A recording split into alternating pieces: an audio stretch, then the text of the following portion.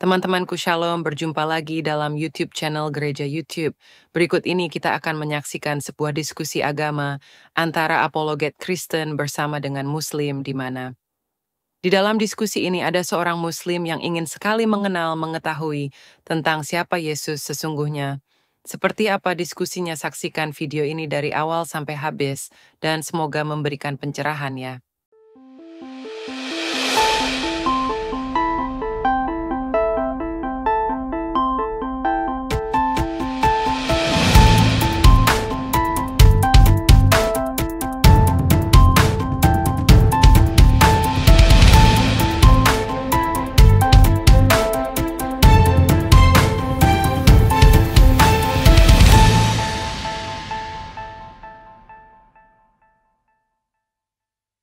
Yang mendalami, tapi kalau orang yang biasa-biasa saja ya kayak ini Pak Wan ini model-modelnya. Tapi kalau mendalami Islam, kalau bukan murtad, ya jadi ini radikal. Ya kalau saya pribadi nggak mendukung itu yang namanya Islam garis keras, itu nggak, yang ngebom itu nggak setuju. Tapi mereka berdalil Pak. Tapi mereka mempelajari. Nah ada mereka yang namanya bunuh diri Pak. Yang namanya bunuh diri itu termasuk dalam 10 dosa besar. Ada Pak, ada bunuh diri ada Pak. Ada di Al-Quran perintah bundir. Perintah bunuh diri ada Pak dalam Al-Quran. Ya tapi saya nggak setuju itu. Loh, ada Bapak ini kalau tidak setuju. Karena bertentangan dengan bunuh diri adalah 10 dosa besar. Jadi bertentangan dengan itu Pak. Itu bukti bahwa Bapak belum mengerti Islam. Mereka yang melakukan itu semua belajar Islam, Pak. Osama itu kira-kira bisa baca Al-Quran nggak? Saya pun ragu. Loh, dia bahkan, saya berulang kali bilang, bahkan mimpinya pun bahasa Arab, Pak. Siapa lagi? Habib Rizik tuh ditangkap pernah kan? Siapa lagi? Abu Bakar Ba'asyir, Amrozi, itu semua orang yang memang belajar. Mereka belajar. Ya tapi kan ada yang bertobat itu Pak. Siapa yang bertobat? Siapa itu ya, Amrozi ya, yang udah kemarin diwawancarai nggak mau lagi dia, berpengaruh oleh hal-hal yang udah meninggal gitu. Pak. Bukan Amrozi, siapa ya kemarin ya yang diwawancara itu ya, Umar Patek. Nah ya karena akhirnya mereka sadar kan bahwa bunuh diri itu adalah dosa besar. Jadi sadar menurut berani jamin bahwa bunuh diri, ngebom orang terus matinya masuk surga, siapa bilang? Sadar menurut Bapak yang tidak mengerti Islam. Tapi buat yang mengerti Islam, mereka sudah keluar, mereka sudah kafir. Gitu. Ini Arif napasnya udah itu kayaknya kebablasan itu Pak. Kayaknya kebablasan. Gimana itu, Pak Arif? Pak? Sebentar. Kita sambut dulu Pak Arif nih. Ada. Selamat malam Pak Arif. Pak Arif, selamat malam. Pak Arif, malam Arif. Pak. Selamat malam. Suaranya. Islam Kristen Pak. Kami Islam. Kami.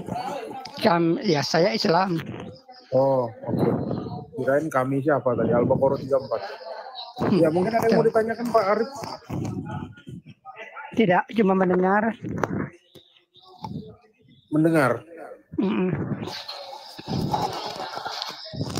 Gimana, ada tanggapan nggak dari dialog tadi? Kalau menurut saya, ya kalau Islam tidak mengajarkan untuk bunuh diri, nggak ada. Ada Pak. Kasih dalil Hadis 56. Ya, Pak Ladu bisa tunjukin? Bisa. Silakan. Tafadol. Saya tidak mempelajari terlalu dalam Islam, enggak. Nah, makanya kalian yang toleran ini ya, toleran anak yang manis ini, kalian itu semua toleran adalah orang-orang yang memang tidak mengerti Islam. Gitu. Sebentar kita lihat dulu ya Pak Arif ya. Ditahan dulu napasnya. Silakan Pak Ladu. Pak Ladu ini memang baru aktif lagi ya teman-teman. Karena kemarin waktu pelantikan masih sibuk ya. Jadi tunggu panggilan, maksudnya tunggu di telepon ya. Ternyata dari telepon Pak Prof. Di miss call. Saya tunggu DM, saya periksa DM, tidak ada jo DM-nya ini. Aduh. Kita mau dada-dada di depan kamera enggak? Padahal saya suruh latihan tempo hari. Karena kabinetnya merah putih Pak, bukan kabinet orange. Ini Pak ya, dalilnya Anisa 66. Tuh, ya. Surat 4 ayat 66 Pak, silakan dibuka. Ya. Silakan Pak Ladu dibacakan. Dengan dialek Quraisy. Dan sekalipun telah kami perintahkan kepada mereka, bunuhlah dirimu atau keluarlah kamu dari kampung halamanmu. Ternyata mereka tidak akan melakukannya, kecuali sebagian kecil dari mereka. Dan sekiranya mereka benar-benar melaksanakan perintah yang diberikan, niscaya itu lebih baik bagi mereka dan lebih menguatkan. Demikian firman Allah dengan segala kebenarannya. Amin, gitu Pak. Jadi itu ada perintah juga ya kalau kita baca itu Pak. Tuh. Bahkan kalau kita baca ayat ini ya, ini kita ke-banned dari TikTok. Serius. Udah lama saya ke-ban lagi nih.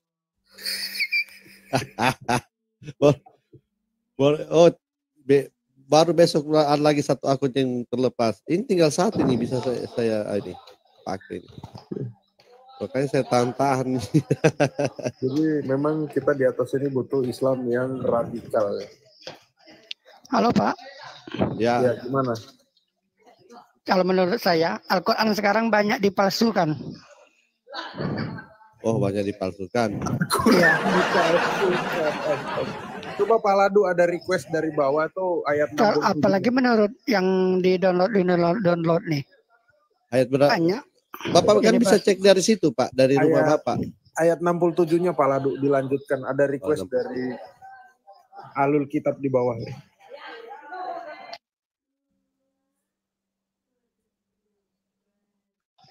Dan dengan demikian pasti kami berikan kepada mereka pahala yang besar dari sisi kami. Maha benar Allah dengan segala firman-Nya. Tuh Pak, yang bunuh diri dikasih pahala Pak, yang besar.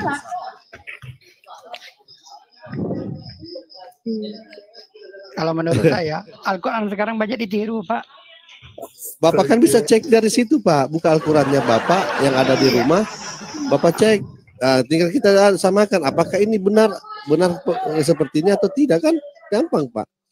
Kan Bapak kan punya Al-Quran di rumah. Pertanyaan gini Pak Ladu, siapa yang mau niru Quran? Mbak, Al-Quran itu apabila ditambah satu huruf alif maka akan beda artinya. Oke, kita tanya dulu ke Pak Wan. Setuju nggak Pak Wan? Pak Wan? Berarti Pak Arif ini tidak percaya Allah lagi. Allah berkata bahwa Allah menjaga Al-Quran Pak. Iya. Wah, Bapak parah ini. Astaga, ini kenapa begini berdua? Dari tadi kok. Aduh, dari tadi Islamnya kenapa begini ya, Kak? Makanya Prof, kita itu harus downgrade untuk mengimbanginya. Ini fenomena baru ya. Biasanya Islamnya akhir-akhir ini udah malu ngakuin KTP-nya, ini sekarang semuanya pada toleran. Toleran. Aduh. Iya. Kalau ada yang bisa, Pak Arif, kalau ada yang bisa ya merubah-rubah Al-Quran, Pak, ya. Wah, berarti si Allah gagal dong perkataannya bahwa dia yang menjaga, Pak. Berarti yang merubah Al-Quran itu lebih hebat daripada Allah kalau gitu, Pak. Yang merusaknya kan bukan agama Islam, orang-orang yang lain. Iya, berarti orang-orang di luar Islam itu yang merubah, berarti lebih hebat daripada Allah. Karena Allah mengklaim bahwa dia menjaga Al-Quran. Sekarang gini, Pak. Kalau kita tulis suatu perkataan yang terhormat, tapi kan terkadang iyangnya tuh kita pakai tidak pakai a lagi. Mustahil kita sadar gitu. Berarti kesimpulannya Al-Quran berubah-ubah ya teman-teman ya. Berubah, tapi dirubah oleh orang tidak bertanggung jawab. Oke, Al-Quran dirubah-rubah. Ya. Sekarang saya tanya. Injil ditulis oleh siapa? Para rasul kami, para rasul Tuhan Yesus Kristus. Ditulis apa dia apa? Ditulis sama para rasul. Oh. Sedangkan Al-Quran dari firman Tuhan, bukan ditulis. Loh, nggak ditulis? Wah, dalam bentuk buku Pak turunnya Pak ya? Nggak ditulis. Pak. Jadi Al-Quran ini turunnya gede buku Pak? Al-Quran nggak ditulis Pak, berarti turunnya itu apa? Flash disk? Ya, dari zaman Nabi kan diwahyukan melalui malaikat. Habis diwahyukan? Disampaikan ke Nabi. Iya, dalam gitu. rupa apa tuh? Disampaikan ke Nabi terus diapain? Secaranya kan kalau logika sekarang yang memang nggak masuk akal lah. Lo lihat, habis disampaikan terus diapain sama Nabi? Ya, baru dibaca oleh Nabi. Loh, kok dibaca? Apa yang dibaca? Allah. Oh, jadi Nabi sudah pintar baca Pak? Udah bisa baca. Kalau Nabi nggak bisa baca, mungkin orang kini lebih bodoh daripada zaman dahulu. Berarti Nabi bisa baca ya Pak ya? Bisa baca. Oh, coba Al-Araf 157 kalau deh. Saya tidak percaya kayak gitu. Soalnya kan sekarang semenjak zaman canggih sekarang, Al-Quran itu banyak yang dipalsukan oleh kaum-kaum yang tidak bertanggung jawab. Nah ini. Tuh, Al-Araf 157. Orang-orang yang mengikuti Rasul, Nabi yang umi, apa tuh? Tidak tulis. Tidak bisa baca tulis, Pak Arif.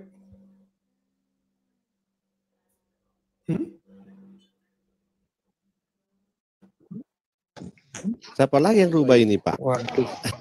Sekarang banyak yang suka. Pak Arif, mending Bapak cek dari situ Pak, buka Al-Qurannya Pak. Supaya Bapak di mulut Bapak jangan cuma dirubah-rubah. Kalau saya nih kan orang awam lah. Saya kan orang awam kok sudah bisa memastikan bahwa itu dirubah-rubah. Ini parah Bapak ini. Saya dulu pengajian juga Pak. Mbak Lani. Al-Quran itu tulisannya Arab. Sedangkan saya nih Indonesia. Kami Al-Quran cuma bahasa Pak. Arab, tidak ada bahasa-bahasa lain. Bapak artikan Pak. Baca dulu. Quran itu bahasa Yunani, bahasa Bapak artikan, Inggris, tidak ada. Bapak artikan Pak. Tuh, ini kacau ini. Kacau ini Mbak Ladu. Waduh, bahaya ini Bapak ini. Bapak artikan. Ini pada lawak semua, Bang Wan giliran begini tandemnya jadi diem-diem aja ya kan. Aduh. Ini yang parah ya, kalau kadang kan kalau mereka tidak tahu artinya, terus ketika mereka sholat kan itu kan setelah ini kan ada ayat yang dibacakan kan, terus mereka baca apa namanya ayat Al-Ahzab 51 kan lucu. Terus mereka tidak tahu artinya. Datang OT bilang, oh ini artinya kamu boleh menggauli siapapun yang kamu kehendaki. Wah. Aduh, ini gimana nih kita lari dia di mana dia kabur. Mana Pak Arifin ya? Nah gini Bang Wan langsung celoteh. Tadi ditanya nggak mau, ya kan? Enggak, tadi terkunci suaranya. Hah? Enggak ah. Udah. Ini baru bisa ngomong. Turunin dulu aja. Jelas kalian. Iya, masa kan dia bilang Al-Quran dirubah-rubah. Pak, ya biasa sih saya dengar. Alkitab yang dirubah-rubah, ini Al-Quran lagi yang dirubah-rubah. Giliran si Arif. Si siapa tadi ngomong dia dipanggilin nggak nyaut. Tiba-tiba begitu turun, mana tadi itu? Loh, pas banget ya. Pas banget gitu loh. Apa iya, selamat malam. Halo, malam. Iya, malam Pak. Islam Kristen Pak. Aku dari kemarin pengen nanya. Aku Islam Kristen Pak. Orang Kristen. Oh, Kristen. ya. Silakan Pak Afa. Iya, kita pengen nanya, kan kita kan ke gereja. Terus kalau misalnya kita ini kenapa nggak sama kayak orang Muslim sana ya? Karena kan pusatnya kan di Israel sama, di Arab juga. Kenapa kita nggak ada proses haji ya? Itu aja sih yang mau ditanyain. Nggak ada, Pak. Karena Tuhan Yesus itu mengatakan tubuh kita itu bait Allah. Ya. Jadi kita sudah tidak mengenal lagi mengenai tempat. Orang-orang Kristen tidak memiliki kecemasan akan tempat. Kalau kita jadi Kristen, kita nggak perlu ke Yerusalem sana untuk mengelilingi bait Allah 7 kali, berlawanan jarum jam, menciumi tembok ratapan, tidak. Bahkan orang Katolik pun tidak wajib, tidak harus, nggak mesti pergi ke Vatikan sana. Gitu. Jadi kuncinya itu tubuh kita ini adalah bait Allah ya? Iya, fokus kita adalah Kristus. Fokus kita adalah Kristus. Kedatangan dia kedua kali itu kita harus mempersiapkan diri kita agar kudus, hidup kudus. Poinnya di situ. Ya. Oke, terima kasih. Mau datang ke sana nggak menjamin keselamatan. Gitu Bang. Terima kasih ya. Sama-sama. Ya, kita nggak punya rukun iman soalnya. Iya. Rukun Islam, sorry. Yohanes 4 ayat 21 dikatakan, kata Yesus kepadanya, percayalah kepadaku, hai perempuan, saatnya akan tiba bahwa kamu akan menyembah Bapa bukan di gunung ini atau bukan juga di Yerusalem. Betul. Kamu menyembah apa yang tidak kamu kenal, kami menyembah apa yang kami kenal. Mantap. Paladu. Itu ayatnya. Silakan Bang Island apa nih namanya? Island Soldier.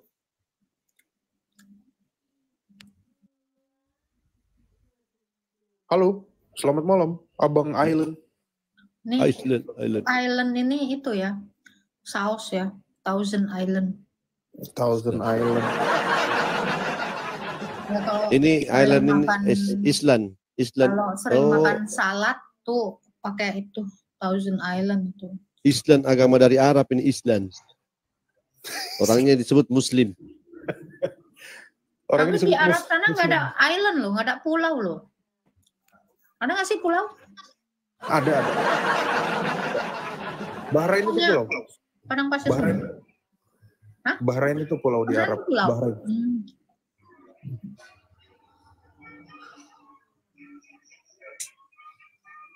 Silakan kamu nanya. Indonesia itu kan bahasa Yunani ya. Indonesia berasal dari bahasa Yunani. Indos dan Nesos. Nesos itu kepulauan. Indos itu bertanya. Mau bertanya Bu. Islam Kristen Pak. Kristen. Fadol. Mau bertanya di Keluaran 20 ayat 4 sampai 6 Bu. Mau dibacain Bang? Tentang apa? Keluaran 20 ayat 4 sampai 6. Iya, perihal tentang apa yang ditanyakan?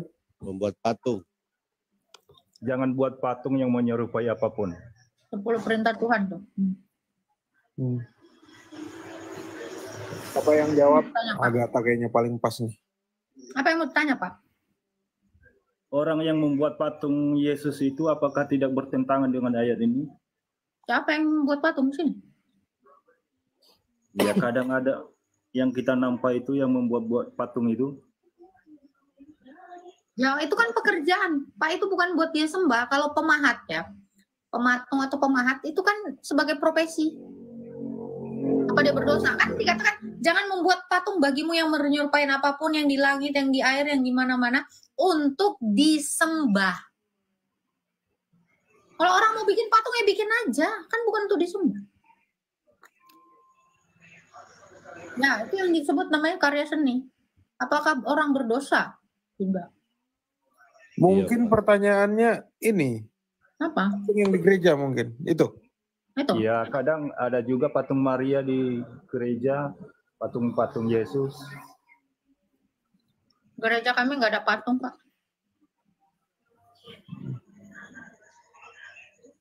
Gereja Paladu ada patung? Nggak ada. Gereja saya juga nggak ada, Pak. Nggak ada, sama. Gereja Ortodok nggak ada patung, Pak. Nggak ada patung. Kami tidak yang ada patung. ya yang ada patungnya itu apakah tidak bertentangan dengan ayat ini? Yang ada patungnya ya tanyalah sama yang bikin patung. Mungkin Bapak tanya kepada teman-teman yang memang ada, ya kita nggak mau melangkahin, nggak mau salah ucap gitu. Itu bukan kapasitas kami. Betul. Oh, itu aja yang saya tanya, Bu. Terima kasih ya, Bu ya. Iya. Terima kasih ya, Pak. Tapi Musa di ini pernah diperintahkan untuk buat patung ular tembaga kan? Patung ular tembaga itu perlu saya luruskan. Ular tembaga yang dibangun sama Musa itu adalah bentuk bahwa Allah mengutuk iblis. Di dalam Ulangan 18 ya, Allah mengatakan aku akan mengutuk. Bentar ya, kasih ayatnya. Sebentar. Ulangan 21 ayat 9. Ulangan 28. Oh, 28. 28 ayat 22 sampai 23. Tuhan akan menghajar engkau dengan batuk, kering, demam kepialu, sakit radang, kekeringan, hama, dan penyakit gandum. Semuanya itu akan memburu engkau sampai engkau binasa. Juga langit yang di atas kepalamu akan menjadi tembaga dan tanah yang di bawahmu akan menjadi besi. Di sini yang dimaksudkan tembaga ini adalah suatu kutukan. Bentar. Ada di ayat di atasnya. Di ayat 19, terkutuklah engkau pada waktu masuk dan terkutuklah engkau pada waktu keluar. Jadi, waktu Allah memerintahkan ular tembaga, itu maksudnya bukan ular tembaga itu disembah atau untuk dihormati. Tapi itu bukti bahwa ular itu adalah simbol apa? Simbol iblis. Dan tembaga itu adalah simbol kutukan. Nah, kenapa di dalam Yohanes 3 ayat 14? Bentar, aku buka dulu ya, Yohanes 3 ayat 14. Dikatakan, dan sama seperti Musa meninggikan ular di padang gurun, demikian juga anak manusia harus ditinggikan. Jadi ayat ini menjelaskan bahwa di padang gurun ada ular tembaga, di situ iblis dikutuk, dan di kayu salib. Kayu salib itu lambang apa? Kutukan. Ulangan 21 23. Kayu salib itu kutukan. Nah, di situ iblis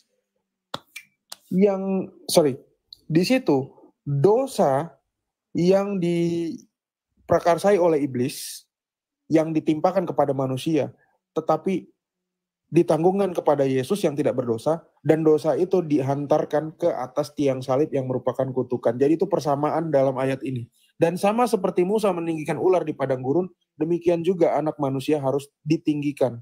Jadi poinnya adalah penyaliban itu mengutuk dosa, dan ular tembaga itu adalah lambang dari pengutukan iblis. Itu sebabnya teman-teman, baik teman-teman yang Katolik maupun yang Ortodoks, ini bukan membedakan ya. Kita sama-sama punya uskup. Uskup itu punya satu tongkat. Punya satu tongkat yang namanya crosier. Pernah lihat uskup pegang tongkat? Dan di atas crosier itu selalu gambarnya adalah ular. Dari tembaga. Nih lihat ya, saya tunjukin. Boleh digedein tak? Nih. Ini namanya crosier. Kalian pernah lihat tongkat uskup ada ular, ada salib. Udah pegang juga tongkatnya Romo, episkop. Biasa episkop atau paus itu akan punya tongkat seperti ini. Ini menggambarkan Yohanes 3 ayat 14 tadi. Di mana iblis itu dikutuk. Jadi jangan pernah mengira, oh uskup kok pegang tongkat ular. Ini maksudnya adalah tembaga yang di mana iblis dikutuk oleh bahannya, dan dosa juga dikutuk oleh tiang salib. Gitu. Itu teman-teman. Jadi jangan mengira bahwa ular tembaga itu, oh Tuhan memerintahkan kita menyembah ular yang terbuat dari tembaga. Bukan. Itu teman-teman. Ini ada Pak Haye. Selamat malam Pak Haye. Pak Haye. Pak Haye. Malam Pak. Ya. Ya, malam Pak. Islam Kristen Pak.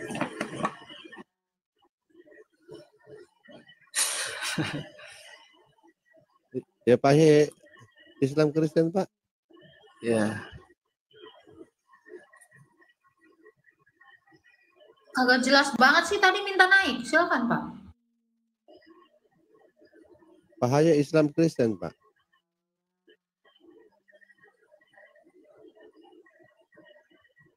Pak Haye. Saya takut. Takut. Kenapa takut Pak? Dia takut.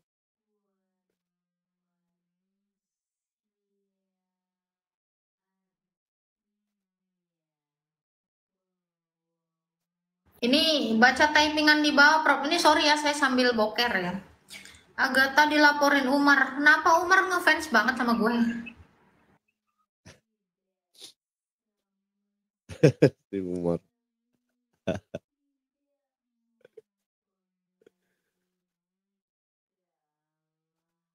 Habis pasiennya. Ada dinaikin ada. Dia turun lagi. Dia sempat naik, habis itu turun. Dia naik untuk turun. Ini untuk teman-teman yang bilang Agatha dilaporin Umar, screenshot surat laporannya. Lihat nomornya, nomor pelaporannya di Polres mana, Polsek mana, silakan gitu. Jadi kalian nih jangan jadi orang-orang yang tidak cerdas ya. Jadi kalian, nih sorry ya, gue lagi di toilet. Nah, nanti kalian screenshot gitu. Kalau kalian Umar mengatakan melaporkan, silakan liatin aja, perhatiin gitu. Panik ya, panik lah, masa enggak kan gitu. Coba itu aja, ya kan? Lihat nomor ininya gitu. Minta di spill, di screenshot dong, dibagiin, dibikin ini apa namanya, VT. Ya, tes. Mana Silakan, lagi? Pak. Iya, si Umar tuh jangan cuma live Umar. Ingat, Anda udah keluar masuk gara-gara bandar narkoba. Ya, berulang kali masuk ke Medaeng. Mudah-mudahan di live kan ya. Umar alias Haryanto Parsauran Sinaga. Dari dalam Pak Prof.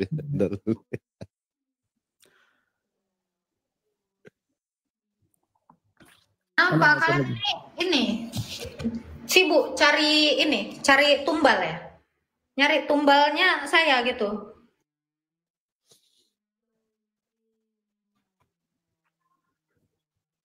Yang dites sama pendeta Esra Suruh nggak bisa bahasa Ibrani itu. Tapi tatonya Ibrani. Aduh. Ini ada tamu. Natius Dirman, selamat malam. Selamat malam Pak Natius.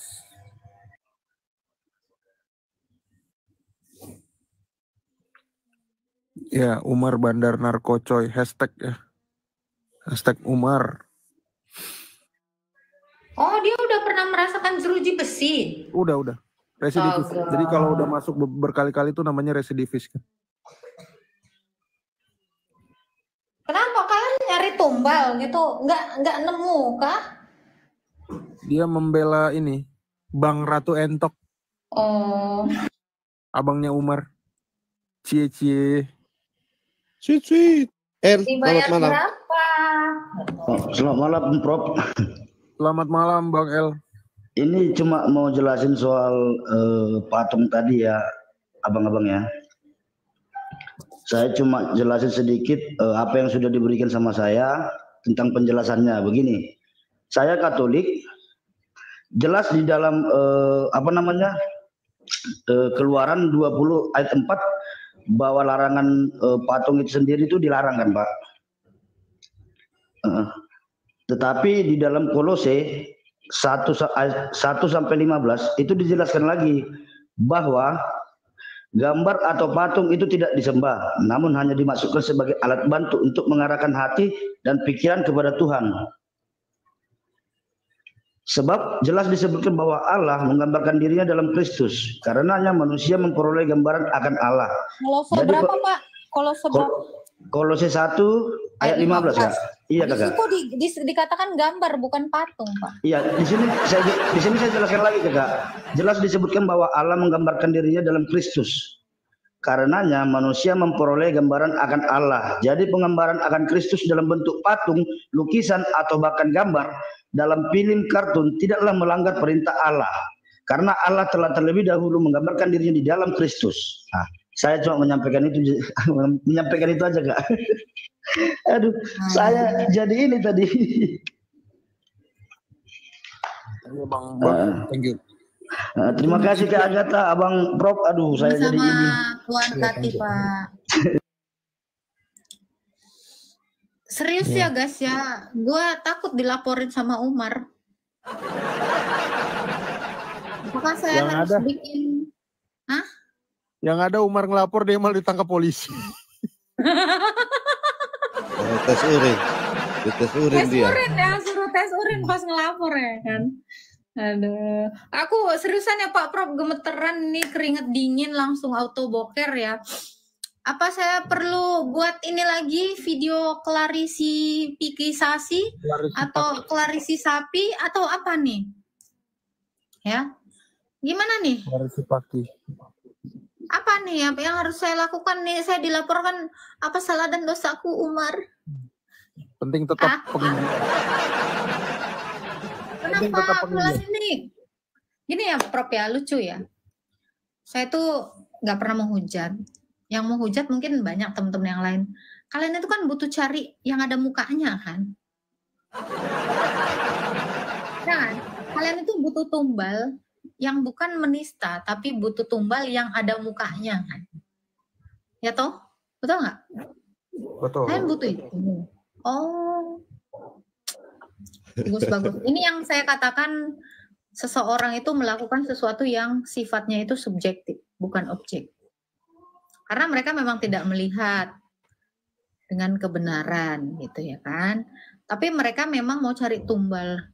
Sekarang gini, kalau kalian mau cari tumbal, mending ke kampung-kampung gitu cari tumbal gitu. Atau gini ya Pak Prof ya, demi menyelamatkan satu orang atau beberapa orang yang sudah terlapor ya. Siapa inisialnya apa Prof?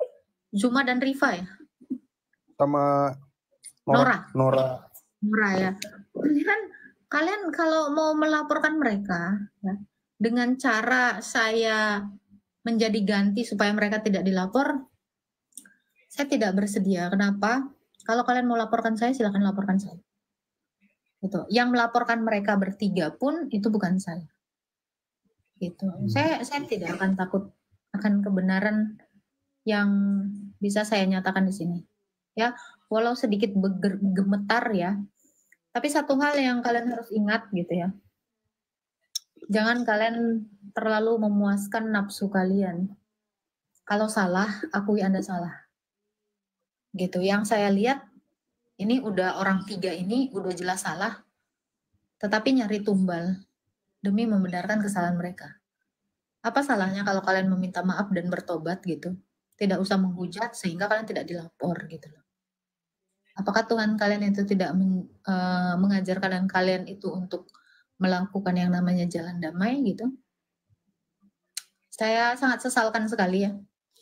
Iman Anda ini iman ecek-ecek semuanya ternyata. Itu aja.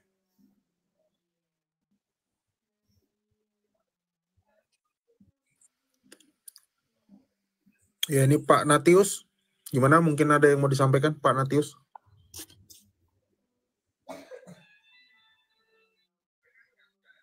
Tidur kayaknya ini. Natius Dirman. Tidur ini kayaknya ini. Ini ada yang bilang saya kan, maaf ibu sering menuduh nabi kami pedofil. Itu bukan saya, coba tunjukkan dalilnya saya mengatakan itu. Coba tunjukkan bukti saya mengatakan itu gitu. Yang mengatakannya bukan saya. Hah? Bisa nggak kalian buktikan dengan video atau apa gitu? Itu aja. Yang mengatakannya bukan saya kok, kalian, karena kalian itu memang mau cari yang ada mukanya kan. Itu nggak sih? Yang mengatakan itu coba tunjukkan kalau saya mengatakan itu. Dengan menuduhkan seperti itu. Tuh, ya. Ini ada Stefanino, selamat malam.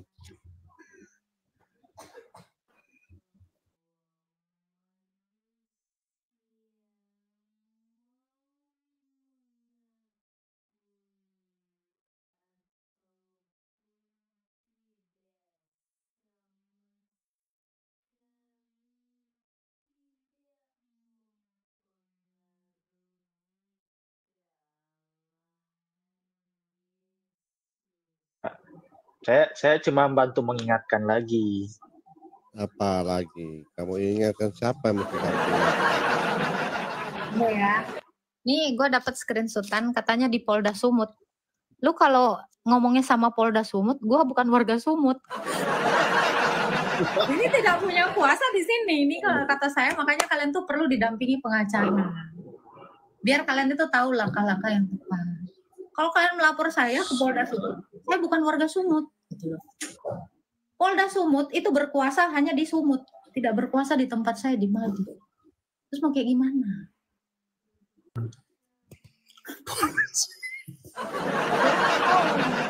Botol. Gua kasih tahu botol. Tapi kan bener. Tapi bener dong. Apa tuh? Binjai kan di Sumut. Oh, salam dari Binjai. Masalahnya saya kan bukan warga. Udah Pak Prof, jangan di-spill dong. Saya bukan warga Sumut soalnya. Power Ranger ini yang warga Sumut. Selamat malam. Power Ranger orang Sumut, bukan Sumut, Sulut. Sulut, wah. Ini nggak cocok nih di Sulut. Sulut tuh orangnya baik-baik, bro. Power Ranger nyari masalah di mana-mana. Loh, saya nggak baik-baik gimana? Saya tuh nggak pernah menghujat loh. Pasti kamu Islam. Ya. Nah, kan. Gimana? Apa pertanyaan malam hari ini? Gini, kalau kan saya itu kan sering naik ke Komal itu sebenarnya saya nggak pernah menghujat. Saya itu naik ke Komal itu kalau ada suatu pernyataan yang nggak sesuai dalil, terutama di ajaran saya Islam. Gini, yang menurut saya itu hujatan itu adalah ketika ada orang yang menerangkan Selamat malam. Iya, sebentar Bang. Sebentar. Power Ranger dulu ya. Jadi menerangkan suatu ilmu itu nggak berdasarkan dalil. Yang paling sering saya temui itu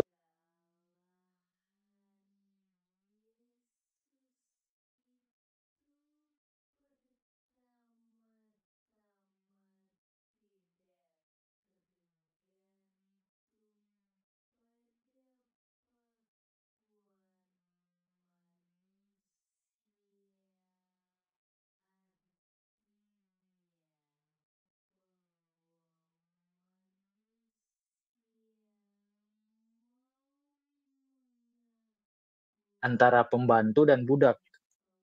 Tapi menurut orang Arab itu sama. Makanya TKW yang dikirim ke Arab yang lalu itu kan sempat sudah dihentikan kan. Itu pula pada pulang bunting semua. Karena orang Arab tahu bahwa budak itu adalah ya babu itu. Enggak, padahal dari segi kata kan sudah beda kan? Iya, di Indonesia, tapi di Arab sana orang Arab sendiri yang baca kitabnya dalam bahasa Arab tahu bahwa itu sama, makanya dibuntingi semua itu TKW itu. Enggak sama loh, dari segi kata saja kan sudah beda. Iya, kalau di Indonesia. Makanya begini.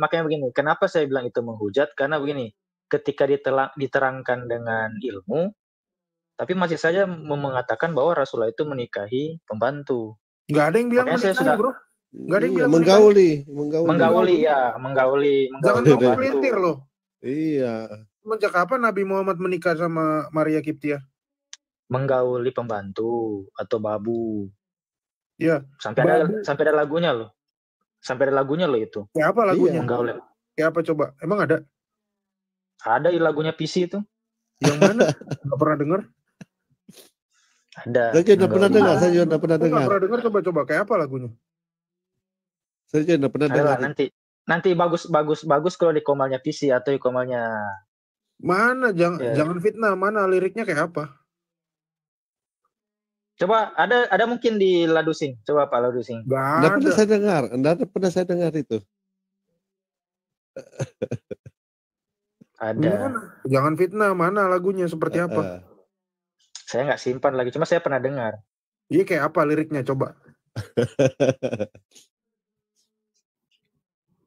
Coba. Pokoknya ada kata-kata menggauli babu. Hah? Kayak apa? Intilah itu intinya itu baik lagi ke. Bro. Terus gini, Maria Al-Kiptia itu bukan pembantu. Nah begini, kenapa narasinya atau narasi yang kalian bawa itu selalu mengarah ke pembantu, padahal itu jelas-jelas disebut budak. Coba saya tanya, Maria Al-Kiptia itu bukan pembantu? Sejak kapan ditulis di situ dari segi tafsir itu pembantu Maria Kipti? Oke, definisi budak itu apa? Enggak, kita belum bicara definisi. Kita bicara yang letter leg dulu. Oke. Di situ tertulis Maria Kipti pembantu atau budak? Pembantu sama budak sama, Bro. Enggak, gini Pak. Kita kan ini orang intelektual. Jadi kita membaca sesuai apa yang tertulis. Coba, tertulis di situ apa? Di mana Maria Kipti tertulis pembantu di situ? Iya, tertulisnya di situ apa? Premiskan dulu dong. Budak dong. Iya, di mana tertulis budak? Di tafsir. Coba tunjukin. Kamu bisa open cam kan? Nah, kundang. Tunjukin open cam. Kita pakai data, Bro. Saya pakai data, kamu pakai data. Kamu tunjukin dulu.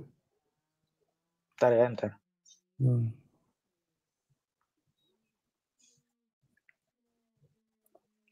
Saya mudah-mudahan setelah penjelasan ini kalau mana yang terbukti kita nggak usah lagi pakai mana yang terbukti itu yang kita pakai ya, nggak usah lagi kalau memang budak ada dalil kita pakai, kalau babu ada dalil kita pakai babu atau pembantu. Iya, tunjukin aja biar kita sama-sama tahu.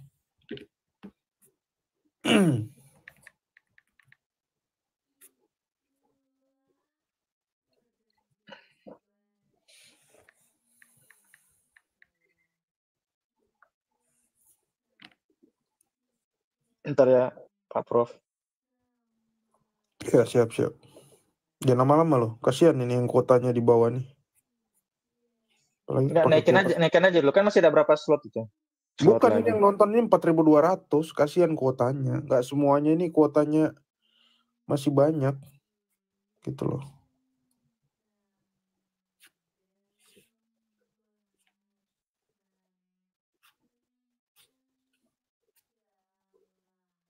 Makanya Power Ranger, kalau kamu mau baca kalau masih ada TKW dikirim ke Arab sana itu, ya, itu pasti kamu akan tahu rata-rata semua pulangnya bunting, karena baca Al-Mu'minun 5 dan 6. Orang Arab baca Al-Quran dalam tulisan Arab, mereka tidak bisa bedakan yang mana namanya budak, yang mana namanya babu. Rata semua. Cuma Indonesia saja ini.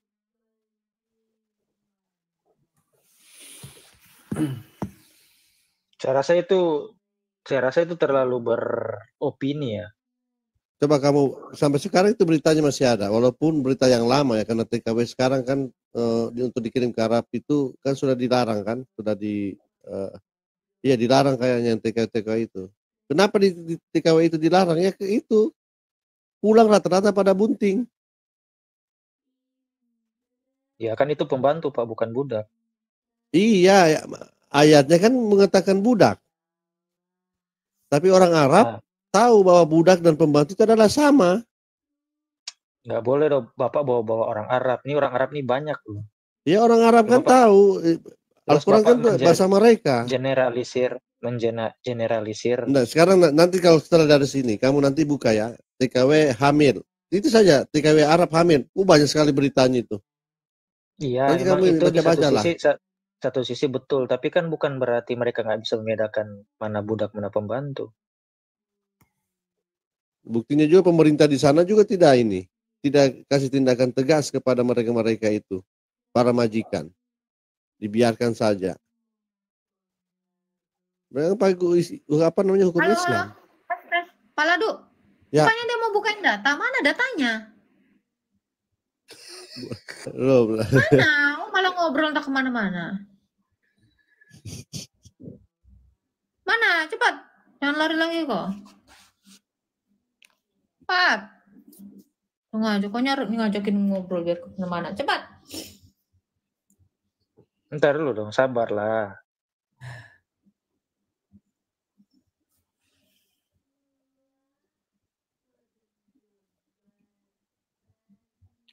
Habis kuota orang 4.300 orang di sini, woi. Antara News. Ini tahun berapa ini ya? Berita lama ini. 10 TKW pulang dalam keadaan hamil. Bener tahun berapa ini? Saya buka ya. Ya. Tafsir kan?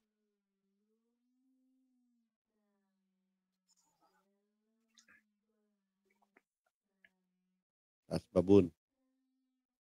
Ini tafsirnya nih dari At-Taisir.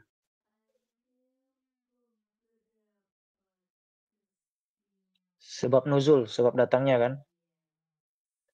Terdapat beberapa riwayat yang menyebutkan tentang sebab nuzul dari surat At-Tahrim.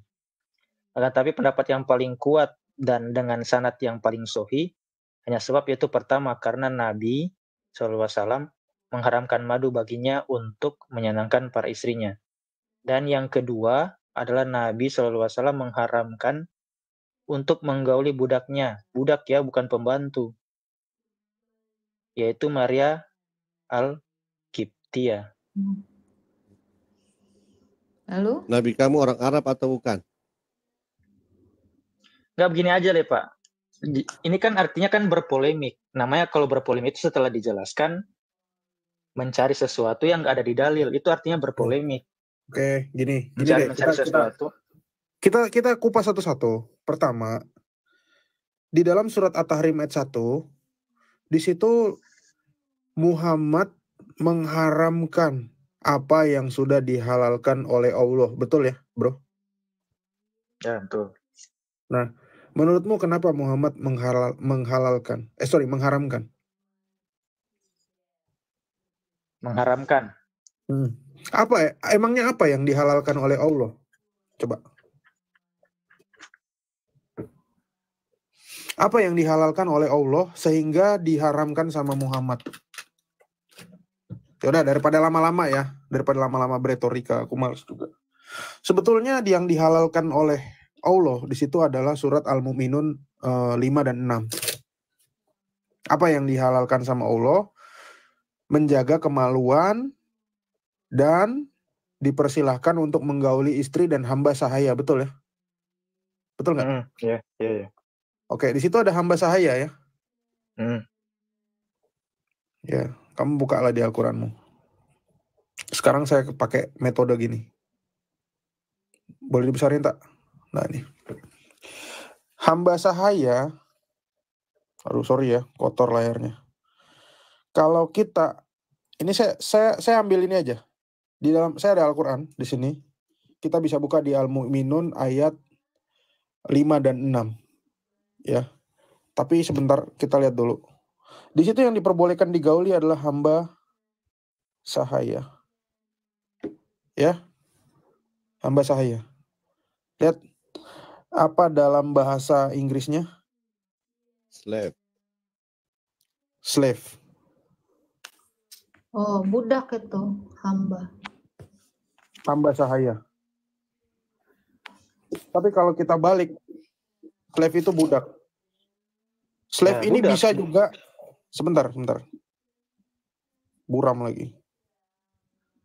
Slave ini juga bisa digunakan sebagai pembantu zaman itu. Karena apa? Karena si Maria Alkiptia itu punya majikan. Majikannya siapa waktu itu? Hafsah, betul. Nah, kalau dia nggak punya majikan, terus apa bedanya pembantu sama budak? Saya tanya. Tugasnya dia ngapain kira-kira? Sekarang pembantu, katakanlah bersihin rumah, siram tanaman, apa yang diperintahkan sama bosnya dia lakuin, nyuci mobil. Sekarang tugasnya siapa? Tugasnya si Maria Alkiptia ngapain? Sama. Coba, kamu bisa tunjukkan. Nggak mungkin Prof nyiram tanaman. Di sana emang ada tanaman apa? Kaktus. Nyiram pasir. Nyiram pasir. Supaya dapat debu. Kira-kira kerjaannya ngapain? Jadi begini, Pak Prof. Jadi begini, kalau Bapak mengambil kesimpulan kenapa diganti kata dari budak menjadi pembantu cuma gara-gara dia punya majikan, yang jadi pertanyaan adalah apakah hamba saya tidak punya majikan? Punya. Makanya bedanya apa? Kan sama. Lo justru karena begini, sama itu apa bedanya, bro? Oke, saya begini ya. Saya jelaskan menurut syariat. Itu kan tadi menurut bahasa kan? Jadi saya jelaskan menurut istilah. Jadi istilah ini jadi di Islam itu kita mengenal suatu kata itu ada dua pemaknaan. Jadi dari segi bahasan dari menurut istilah. Hamba sahaya ini dijelaskan di syariat adalah pembantu bukanlah budak yang selama ini selalu diklaim atau dinarasikan oleh sahabat-sahabat kita dari umat ini. Itu di Indonesia, tapi orang Arab pembantu itu ya budak. Kalau di Arab sana. Enggak. Saya kayak gini, kan ini bicara syariat karena Al-Qur'an itu kan kalau kita melihat Al-Qur'an itu adalah bagaimana kita itu diajarkan tentang syariat. Kan? Bukan adat istiadat Arab. Jadi kita menjelaskan syariat yang di Al-Qur'an itu adalah syariat, bukan adat istiadat orang Arab dia buntingnya TKW Indonesia pakai ayat itu. Al-Mu'minun 5 dan 6 itu. Harus ada bukti dong, Pak. Baca ini masih orang. Ini sedang di depan kini. Setelah saya buka ini banyak sekali beritanya ini. Nah ini rumah show ini adalah bro. Kamu pakai artikel itu. Sementara Al-Qur'an sudah mengatakan itu budak itu hamba saya. Hamba sahaya itu kira-kira pekerjaannya ngapain, bro? Gitu loh. Ngeladenin. Iya, maksudnya begini, pembantu atau budak mungkin tupoksi pekerjaannya sama, yaitu disuruh, diperintah. Kalau tupoksinya sama, ya tupoksi itu tugas pokok dan apa? Fungsi. Aksi. Foksi itu tugas pokok dan seksi. Kalau tupoksinya sama, ya. Terus apa bedanya, bro, pembantu sama budak? Nah, di sini terangkan kan di perbedaannya tuh. Nah, ini dari cara kepemilikan. Budak dinamakan abid, hamba saya, karena ia diperbudak oleh orang lain, yaitu majikan. Majikannya. Budak juga punya majikan. Loh, pembantu punya majikan nggak? Ya. Nah, terus bedanya apa? Punya majikan. Terus beda ini di cara pemilikan. Oke, terus? Budak bisa dimiliki oleh seorang dengan salah satu dari beberapa cara berikut. Bagaimana? Jelasin. Biar kita bongkar. Pertama, kepemilikan dari tahanan atau tawan dari musuh kaum muslimin, yaitu orang kafir. Terus? Nah, itu kan. Kedua, budak bisa pula berasal dari anak budak wanita. Dan ketiga, budak bisa diperoleh dengan cara membeli dari tuannya dimiliki dan memiliki budak dengan cara yang sah. Bentar. Baru mana 4? Habis. Oh, sudah. Ya udah, dari 3 itu Maria Alkiptia mana yang masuk kriteria dari 3 ini? Aku tanya sama kamu. Kamu tahu Maria Alkiptia itu dapat dari mana? Arya kan? Apakah dari perang? Apakah dari dibeli? Maria Alkiptia, daripada panjang lebar ya, Maria Alkiptia nggak masuk dalam ketiga kategori ini. Dia dikasih oleh Mukawakis, Maria Alkiptia dan adiknya itu sebagai hadiah. Apakah dari perang? Coba dari nomor 1. Nomor 1 dari mana tadi tuh? Atas. Ini yang ketiga. Ini ketiga masuk nih Pak Prof. Coba Muhammad beli nggak? Coba Muhammad membeli nggak? Budak juga diperoleh dengan cara membeli dari tuannya yang memiliki budak dengan cara yang sah. Selain itu, ini kan selain. Selain itu bisa pula dengan jalan pertama mendapat hadiah. Mendapat hadiah, oke. Berarti masuk kategori nomor 3. Wasiat dan sedekah, warisan, dan cara lainnya yang masih dianggap sah. Anggaplah benar, anggaplah, oke lah, terima nomor 3. Sekarang pembantu, orang bisa punya pembantu, bisa nggak dari hadiah juga? Saya tanya sama Pak Ladu. Bisa dong. Bisa. Terus apa bedanya? Apa bedanya? Misalnya nih, aku sama Pak Ladu kenal, ya, udah kenal lama. Pak Ladu bilang, bisa nggak, tolong cariin yang jagain anakku. Terus aku bilang, nih, Pak Ladu, aku kenal nih sama orang, bawa aja. Ya, makasih Pak Bro. Saya bawa ya. Udah selesai. Sama kan? Ya. Sama bro. Terus bedanya apa? Ya begini Pak Prof. Jadi begini, budak itu dia harus memiliki ketiga kriteria ini. Ketiga kriteria berarti nomor 1 sama nomor 2 itu udah gugur. Karena apa? Maria Alkiptia bukan dari perang. Yang kedua, Maria Alkiptia ibunya adalah orang, nggak ada yang tahu orang apa. Enggak, di situ kan bisa dari hadiah.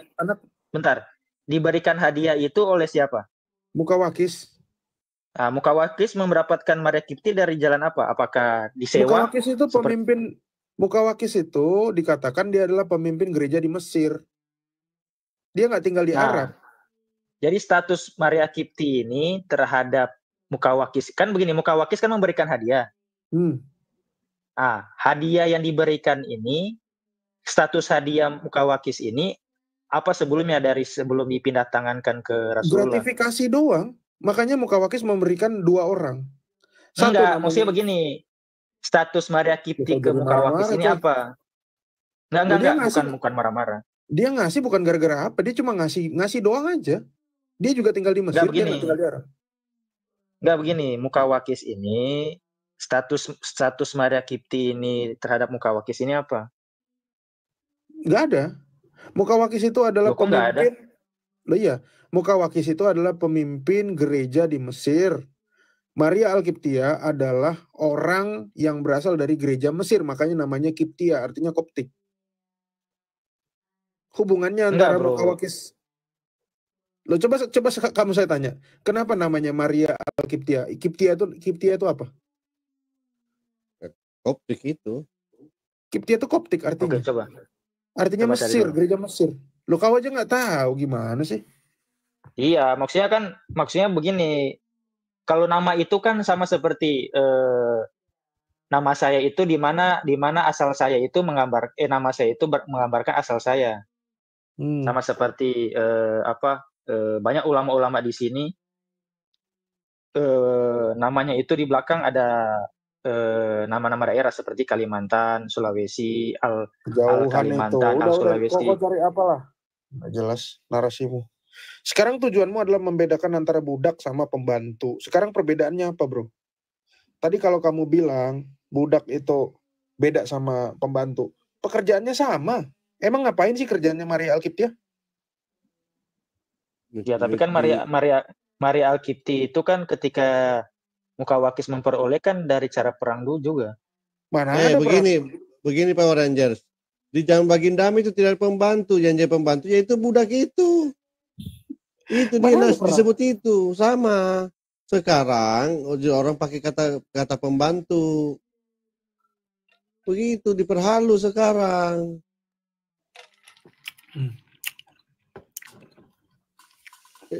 Jadi sama. Di zaman itu disebut budak, zaman sekarang disebut pembantu, babu. Itu. Ya, ini saya cari ya, Maria Alkiptia. Maria Samson Maria Alkiptia. adalah seorang budak Kristen Koptik yang dikirimkan oleh Mukawakis, penguasa Mesir, bawahan kerajaan. Sebagai hadiah kepada Nabi Muhammad SAW, menurut sebagai tokoh Islam, ia juga merupakan... Apa? Kamu mau nunjukin apa di situ? Apalah, kau aja nggak tahu kok apa yang kau tampilkan. Nah, jadi begini. Apa? Dia kan sebagai budak. Langsung menjelaskan apa yang mau kau jelasin? Nah, nggak begini. Maria Kipti ini kan adalah budak Kristen Optik kan, budaknya Mukawakis.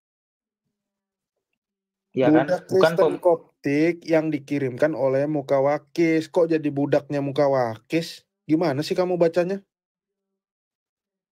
Ya kan ini kan penguasa Mesir dia. Mukawakis itu memang dari Mesir juga. Terus apa poinnya? Nggak jelas orang ini. Ngantuk. Iya. Jadi zaman itu, zaman baginda pembantu disebut budak. Enggak, jadi sekarang, begini. Jadi menurut kamu, Pak Prof, jadi ketika dihadiahkan itu, apakah rakyat biasa itu serta-merta bisa dihadiahkan ke orang? Ya nggak tahu, dia dikasih hadiah kok. Si Muhammad cuma terima. Namanya pembantu, Pak. Namanya pembantu itu harus ada perjanjian pekerjaan. Oh, saya menyewa kamu 1 tahun. Bisa diingat nggak, Pak? 1 tahun. Nggak bisa saya. Itu ada perjanjian kerja, bukan dihadiahkan. Kalau dihadiahkan begitu kan? Ya, si Power Ranger kena kick. Oh, yang mana yang di-kick itu dia kan? Akun game. Si Erna tadi yang noise. Si Erna yang noise. Power Ranger yang kena. Salah. Udah nggak apa-apa. Nek lagi. Tapi udahlah aku ngantuk. Entah ngomong apa pun dia nggak jelas.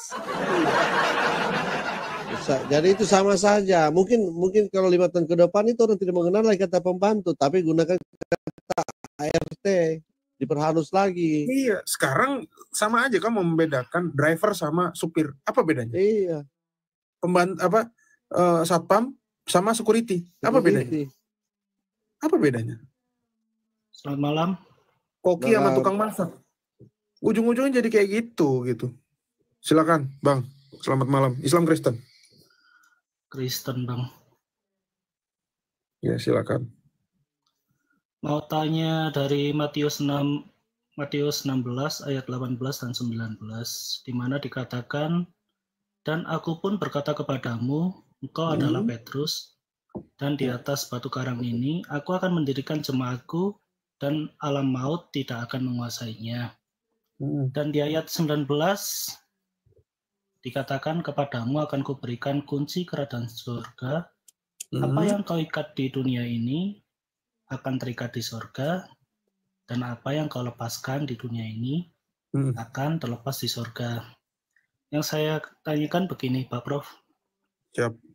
Apakah Petrus ini juga memegang kunci kerajaan surga yang dimana kita percaya bahwa Tuhan Yesus yang memegangnya? Dan apakah hal ini hanya berlaku pada Petrus atau kepada semua murid-muridnya atau kepada kita semua yang percaya kepada Tuhan Yesus? Terima kasih.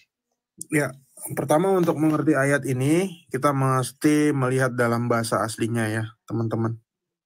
Gitu. Di sini dikatakan kepadamu akan kuberikan kunci kerajaan surga. Mu di sini, ini dalam bahasa aslinya adalah jamak. Karena Yesus baca di dalam ayat 13-nya. Dia berbicara kepada murid-muridnya. Nih, saya tunjukin ya. Nih, tadi Matius 16 kan? Ayat 18-19 kan? Siap.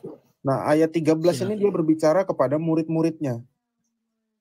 Nah, menurutmu siapakah anak manusia itu? Dia ngomong kepada murid-muridnya. Tapi kebetulan, ya, ini dikatakan juga mereka ya, artinya bukan satu orang. Kebetulan yang ngomong di situ, yang ngejawab benar adalah Petrus.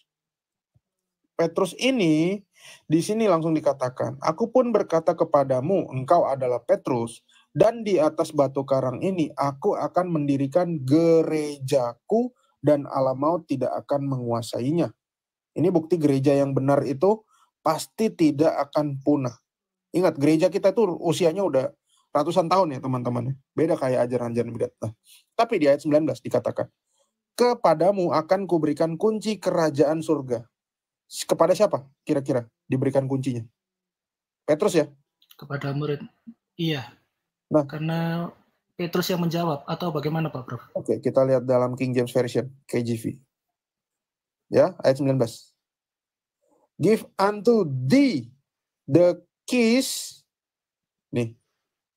Jamak ya nih. Iya. Ya. Dan keys. Keys ini satu atau banyak? Banyak. Kalau ada S-nya jamak, Bro. Iya. Video. Puji Tuhan kita sudah mendengarkan diskuis agama ini dengan baik. Dan kalau memang ditanya siapa itu Yesus, Yesus itu adalah firman yang menjadi manusia. Yesus itu adalah Allah yang menjadi manusia. Apakah Yesus itu disembah sejak permulaan zaman? Jawabannya, iya, tetapi pada waktu permulaan zaman Yesus itu, atau Allah belum menjelma menjadi manusia, jadi dia masih ada di dalam keilahiannya. Namun apakah orang-orang yang hidup di zaman perjanjian lama sudah menyembah ataupun mempercayai Yesus Kristus? Jawabannya, iya, oleh karena perjanjian lama adalah nubuatan tentang datangnya Mesias. Itulah Tuhan Yesus Kristus. Apakah Tuhan Yesus sudah disembah ketika dia lahir atau sejak dia lahir? Jawabannya, iya, karena memang Tuhan Yesus sejak dia lahir malaikat sendiri langsung berkonfirmasi kepada manusia bahwa yang lahir itu adalah Kristus Tuhan di kota Daud. Jadi kalau dia adalah Kristus, dia adalah Mesias yang dijanjikan dari perjanjian lama. Dan kalau dia adalah Tuhan, maka dia adalah satu-satunya Tuhan yang harus dipuji dan disembah oleh umat manusia. Jadi teman-temanku, jangan pernah berpikir bahwa Tuhan Yesus itu adalah manusia biasa sama seperti kita. Bukan, dia adalah Tuhan yang menjadi manusia. Dia bisa merasakan apa yang dirasakan manusia. Bedanya adalah, Yesus itu tidak melakukan dosa, sekalipun dia menjadi manusia. Sedangkan kita, saya dan Anda, adalah orang-orang yang lemah, yang bisa jatuh ke dalam dosa, yang membutuhkan pengampunan, dan juga yang membutuhkan kasih karunia Tuhan, agar kita diselamatkan dari hukuman atas setiap dosa kita. Karena itu jangan pernah ragu untuk boleh percaya kepada Tuhan Yesus Kristus, yaitu firman yang menjadi manusia. Tuhan Yesus memberkati. Shalom saudara gereja YouTube, saudara yang mau mendukung pelayanan misi kami untuk penginjilan generasi muda. Forum Komunikasi Pelayanan Penginjil Indonesia. Bisa melalui Bank BRI 042 1010 048 70 560 atas nama singkatan Generasi Muda FKPPI. Dan bisa melalui QRIS ini, silakan scan barcode QRIS ini melalui mobile banking saudara. Tujuan dari pelayanan misi ini adalah untuk menjangkau banyak jiwa di pelosok-pelosok desa yang rindu untuk mendengarkan firman Tuhan, dan untuk kegiatan hamba Tuhan-Yan, menjalani penginjilan ke desa-desa untuk bisa terus mengabarkan kabar baik di seluruh tanah Indonesia. Selain melalui media sosial YouTube, kita tetap terus bisa menyuarakan kabar baik secara offline. Boleh melalui rekening ini dan bisa melalui Kris Mobile Banking ini. Dengan cara scan barcode Kris ini di mobile banking saudara sahabat gereja YouTube, dan untuk mendukung di rumah pelayanan yayasan kami, bisa mendukung melalui rekening yayasan atas nama Yayasan Cipta Pelita Kasih di Bank Rakyat Indonesia atau BRI.